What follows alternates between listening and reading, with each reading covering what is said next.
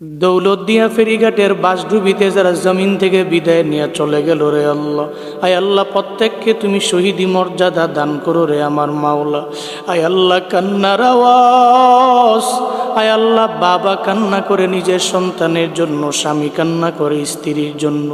একজন বাবা কান্না করতেছে, ওই বাবা কান্না করতেছে, বলতেছে সবাইকে, এই লোকেরা তোমরা যাও বাস থেকে আমার কন্যা সন্তানটারে, শিশু বাচ্চাটারে উদ্ধার করো। স্বামী কান্না করে, আমার স্ত্রীকে নিয়ে আমি ঢাকার দিকে রওনা হলাম, আমার স্ত্রীর কি উপায় হবে? স্ত্রীটাও তো আজকে বাসের ভিতরে জমিন থেকে বিদায় নিয়ে চলে যাইতেছে। ও দয়ার আল্লাহ, আয় আল্লাহ যারা জমিন থেকে বিদায় নিয়ে চলে গেছে রে আমার মাওলা, প্রত্যেককে তুমি মাফ করে দাও, শহীদি মর্যাদা দান করে দাও রে আমার আল্লাহ। আয় আল্লাহ প্রত্যেকটা পরিবারকে তোমার হাতে দিয়ে দিলাম, জিম্মাদার হয়ে যাও রে আল্লাহ। পরিবারে সুখের ছায়া নেমে এসেছে, সুখ সন্তপ্ত পরিবারকে তোমার হাতে দিয়ে দিলাম, ধৈর্য ধারণ করার তৌফিক দান করো আল্লাহ।